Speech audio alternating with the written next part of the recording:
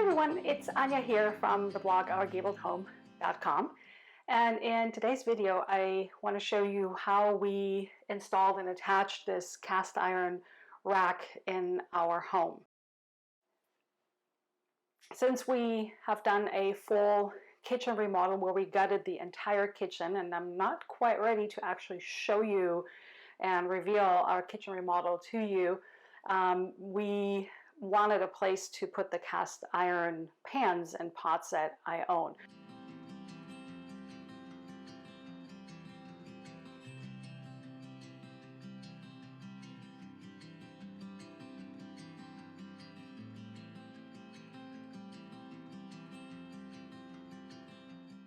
Now before you wonder what's going on here, that is because we still need to put up trim for our French doors going to the outside.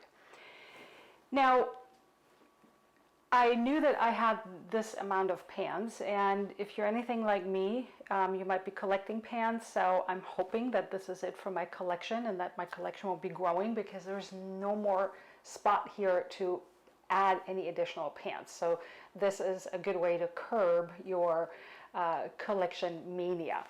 Anyways, we went to the lumber store and simply got a, I think it ended up being 7 feet long of a pine board, and that was, I don't know, maybe $7. It was really inexpensive, and it was very flat and straight. And we decided to cut it into 2 equal pieces and 1 shorter piece. We also knew that we were going to have some trim over here and that we had a limited amount of space on this blank wall, but we didn't want the boards to be touching either the cabinet on the left or the trim piece on the right. So anyway, so there was a little bit of math involved in trying to figure things out. Then we got these really nice black lac bolts, because what you want to do is you want to make sure these cast iron pans are really heavy, that this is structurally sound. The lac bolts are actually attached right to the stud.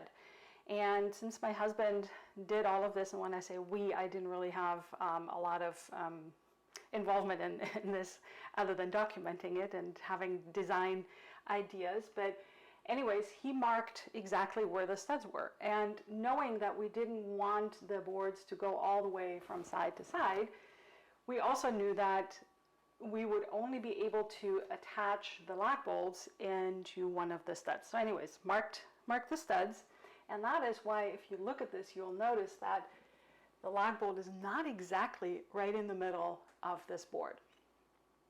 We did that first, and the other 2 screws that you see on every board here and there are just sheetrock anchors that attach the boards to the wall in a way that they won't shift around and wiggle around. Once we had the top board up, we weren't quite sure if we're going to have the shorter board in the middle or on the bottom. We also have this light switch here to consider. And next thing we did was we actually we unscrewed the top board, we put all 3 boards on the floor, and then I laid out my cast iron pans. And I kind of shifted them around thinking, okay, how do I want to do this? What's going to visually look best? But also considering that we have a refrigerator here that needs to be able to open and not get in the way and bang into the cast iron pans and get all dinged up.